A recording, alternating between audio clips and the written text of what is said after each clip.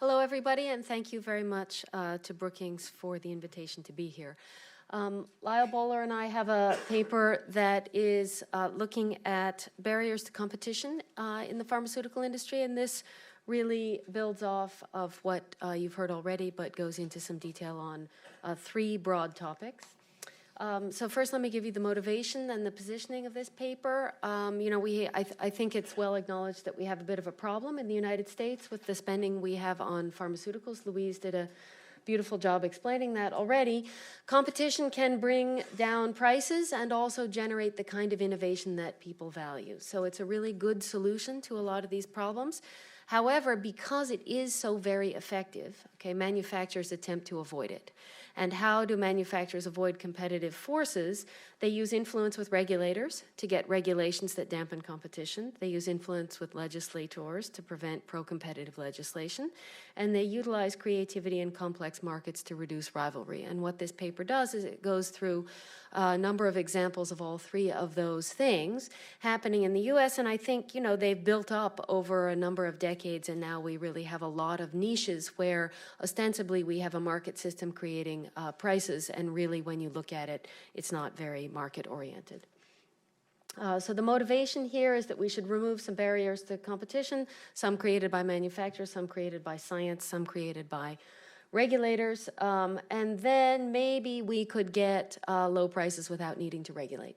If we really had competitive markets in most places. The caveat here is that really the case that Richard discussed in the first paper is one that we don't address in our project, because that's a case where there's a unique drug that is not facing therapeutic competition.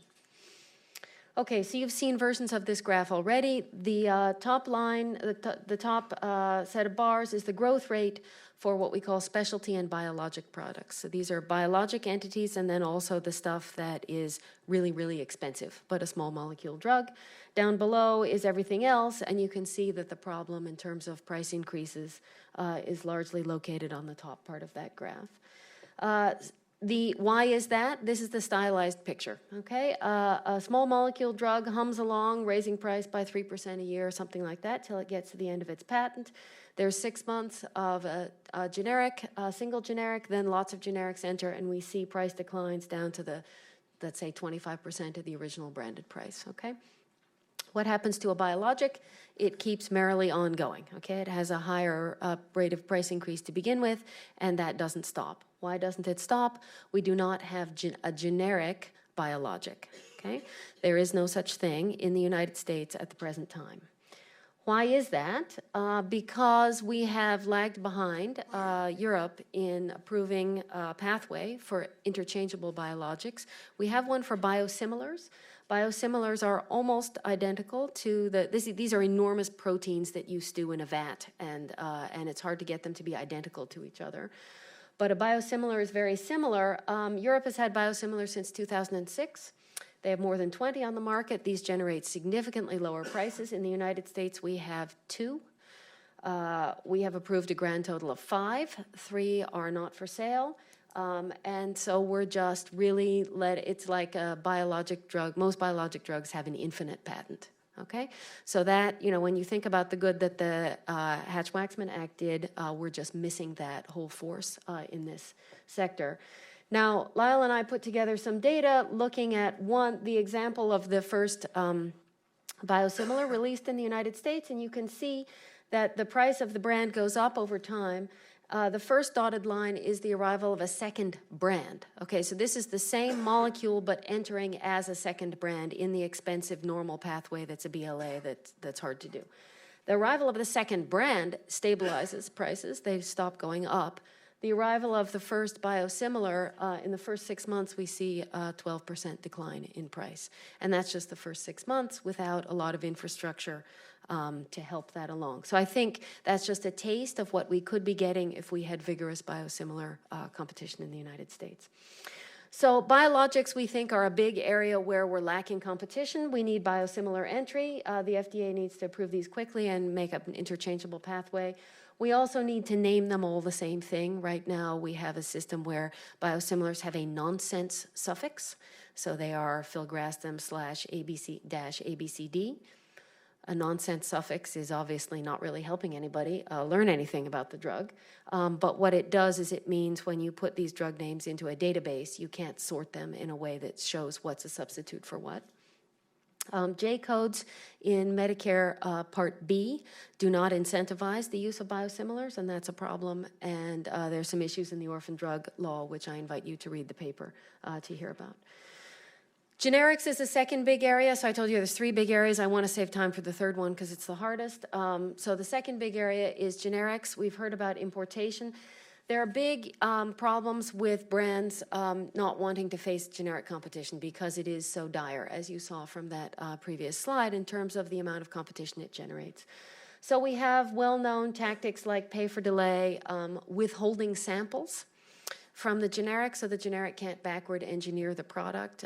The argument is that the product is dangerous, and therefore only sick patients can have a prescription, and not a generic firm trying to enter the market. That's the second one. Product hopping is I'm going to move from a capsule to a tablet to a scored tablet back to a extended release capsule, and do that in a way that makes it difficult for generics to enter. These three can be addressed with antitrust enforcement, we think. Small market monopoly, you've heard about that already.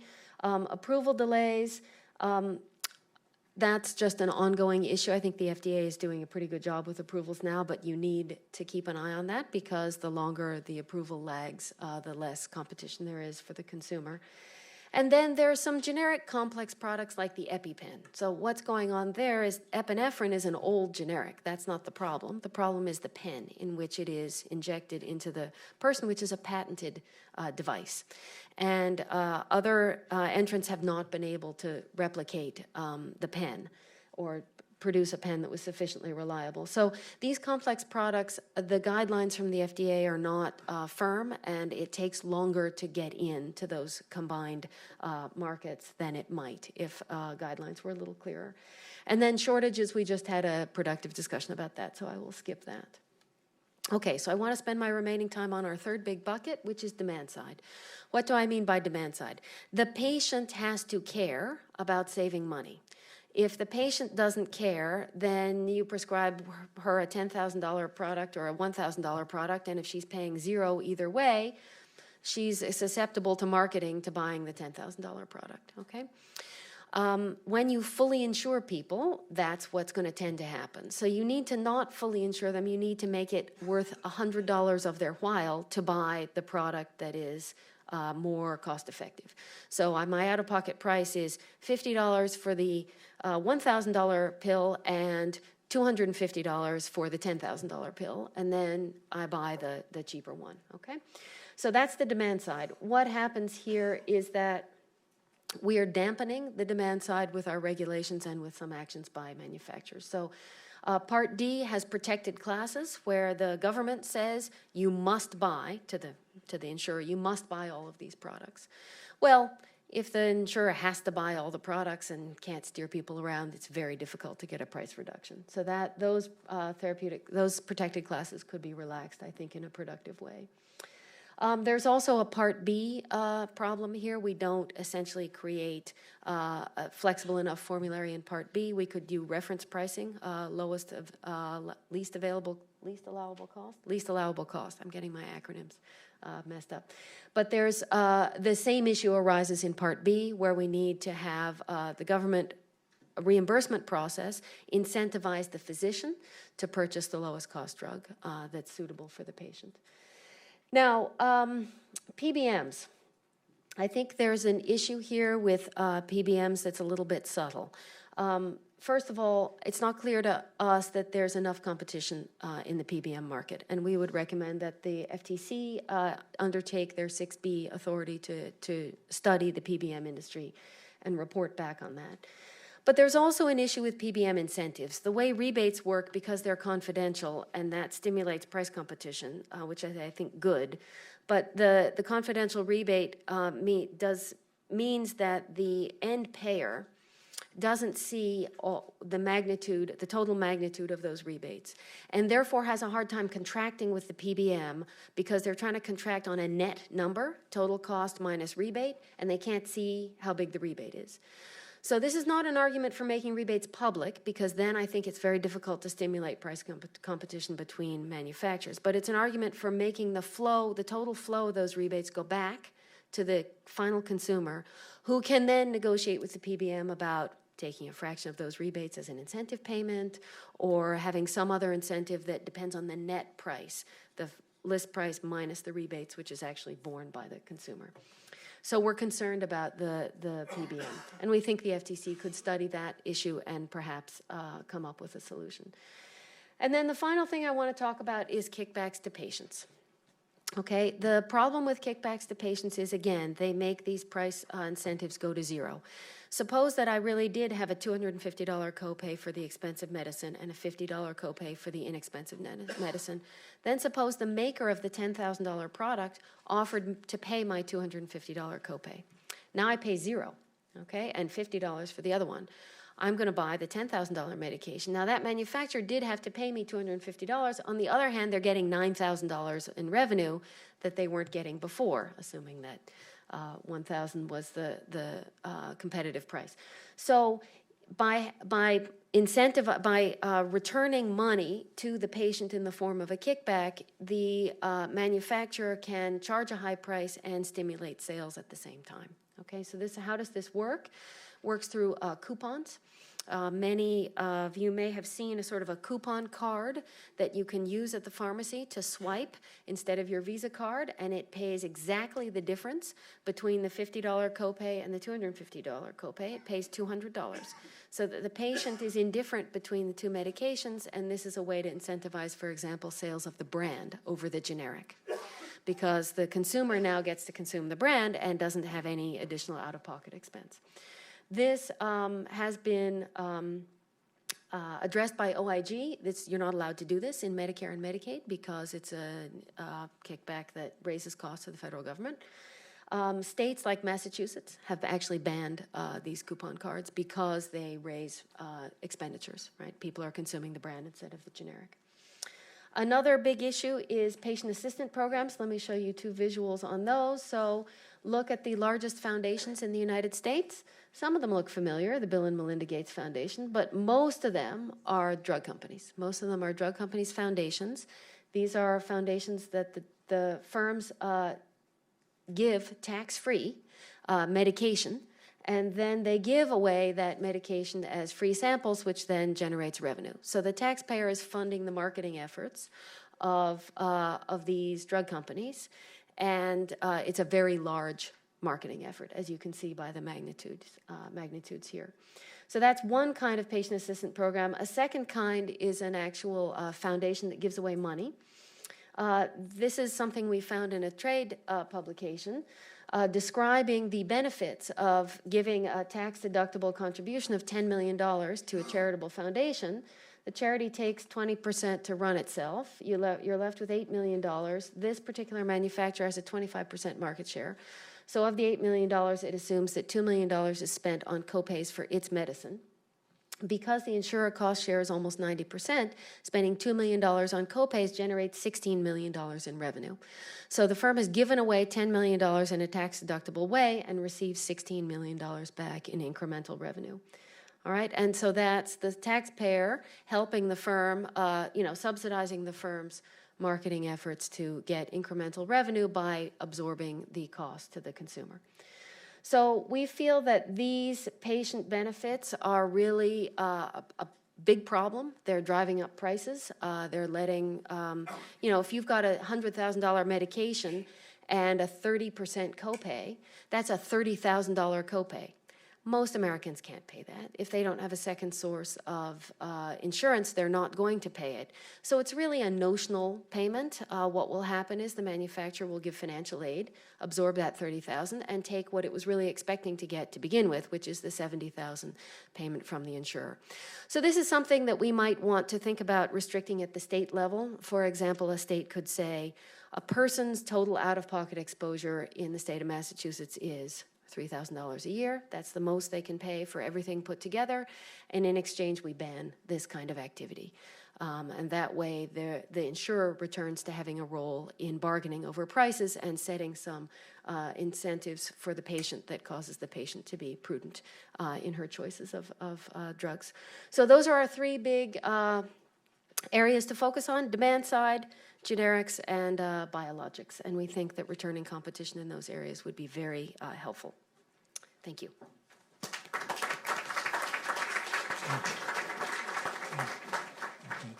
Let me start off with the question for Fiona. Because you have a great variety of ideas, many of them very compelling, and presumably different policymakers might pick up on different ones.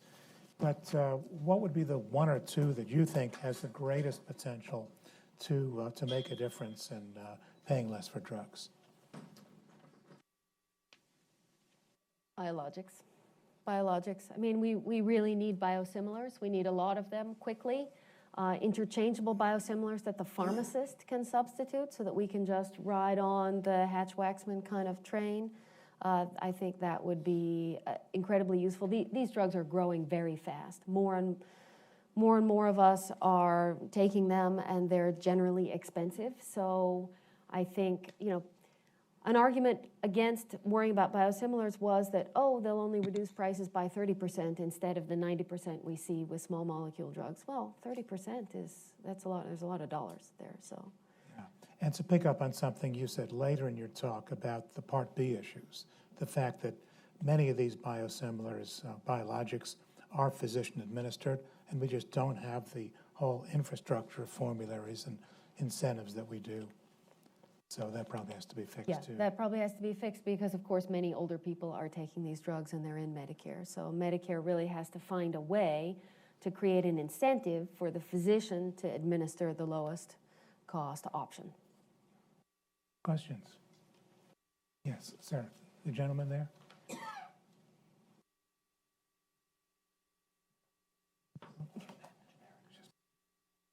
Hi there. My name is Bobby Clark, and I had two questions. Just one, please. All right, then. One question. You mentioned EpiPen as a complex generic, and I'm curious. You mentioned that FDA guidance was, in part, could be useful in this area, but my understanding is there is actually guidance about these types of products out there, and there were other manufacturers in the marketplace. Some had to go on and come off. So is it really a question about more guidance from the FDA, or are there quality issues there? And how do you kind of get around those issues, or how do you work with manufacturers around those quality issues? I think you just have to understand that there's an incentive to get it right if you want to sell your product. The quality issues, I think we don't have anything to say about. Is it a quality but the issue, guidance you want as explicit. I mean, these complex products are harder than regular generics to evaluate, and the FDA, to my understanding, could do better in making those a smoother and swifter process.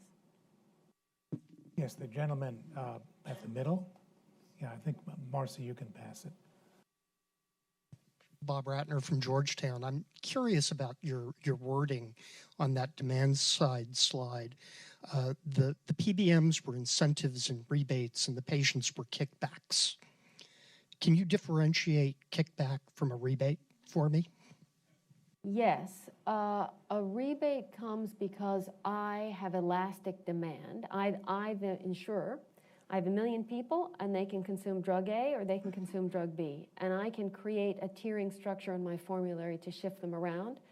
And I can say to drug A and drug B, whichever of you offers me the best terms, I'm going to send my guys to that drug. And then I reduce the price that way. I create price competition that way. The kickback is not creating price competition, it's eliminating price competition. So the patient is facing $250 to buy this and $50 to buy that, and the kickback is eliminating the price competition that was created by the PBM. So that's the difference between them. If physicians send a patient to a laboratory or a radiology practice because there's a negotiated price, that's called a kickback. I think we're going to stick to drugs here, but there is guidance about how financially integrated those entities are as to how you evaluate that. The woman there, and then we're going to go to the person standing near the door. I'm Dr. Caroline Popland. What do you do about drugs like insulin? I mean, we now have, where a drug company, instead of making a biosimilar, makes a different insulin, and it gets the top price. So there's tremendous competition. It's just, it's not price competition. It's quote unquote quality competition. So far there hasn't been a biosimilar for insulin, and insulin is something that people can't live without. Right, so Lyle knows a lot about insulin, but he wants me to answer anyway, so I will. I think the issue with insulin is that you have an agency problem between the doctor and the patient. So what happens is every year we have new nifty gizmos to inject insulin to a patient.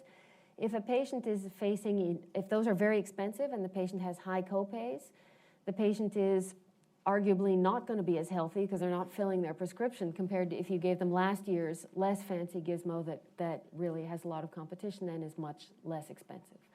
So we have an issue with insured patients and physicians who don't know what the price of anything is, nor do they know the copay, being unable to choose well for the patient in a way that satisfies the patient's price-quality trade-off.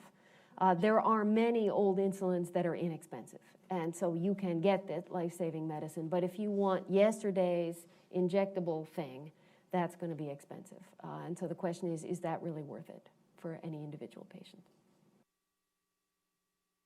Yes.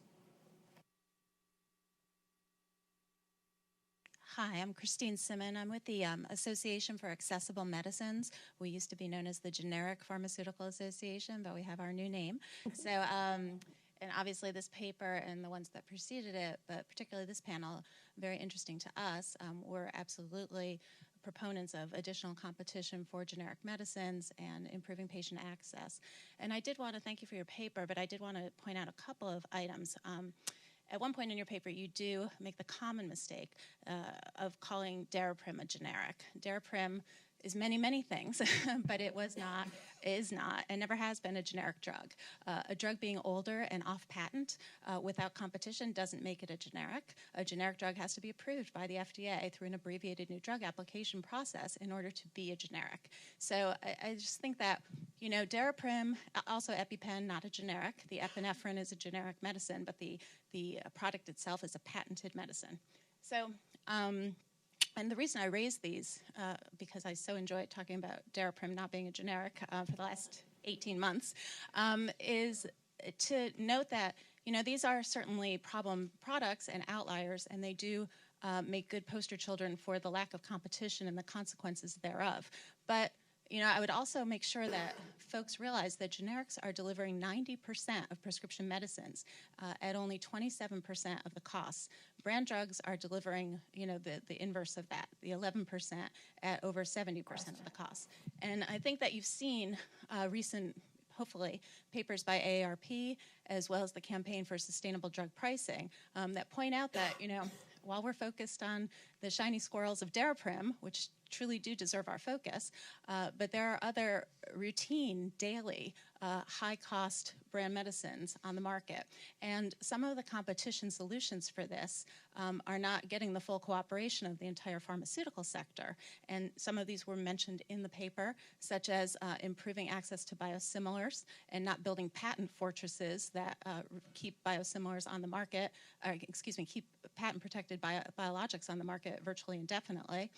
Also, the CREATES Act was introduced. This is a bill that has bipartisan, bicameral support to stop the abuse of restricted distribution systems, yes, and REMS to block, you know, the access to samples that was mentioned. So I just wanted to point out a couple of things. We appreciate this forum, and thank you for your paper. Do you have any response, Fiona? No. No, okay. The gentleman in the back. Thank you. I'm Jordan Sellers. I'm a student at Howard University. My question was about I heard your speak out and I'm with you, but I wanted to know, how do you solve the out-of-pocket cost for the consumer? This is the fundamental problem with insurance in healthcare. So we want the reason people buy insurance is to smooth their financial expenditure over time so that they're not exposed to a big shock at the moment they get sick. If you don't give people any price exposure, then they don't care how much something costs. And those two forces we want them both. We want price exposure so that we get price competition, and we want insurance so that we don't expose people to risk. It's very difficult to get that balance. One of the things you can do is give the insurer lots of tools to create price competition, and then the insurer insures the patient, but the insurer is elastic across drugs and tries to create price competition. But you need the tool. I think consumers are quite responsive to small amounts. If you make an out-of-pocket payment $100 more for one thing than another, you will get people to shift. What doesn't work is the 30% copay for a drug that's $100,000, right? That's a $30,000 copay. That's out of reach for most people. And so I think they want insurance for that, and very reasonably so. Thank you very much. And,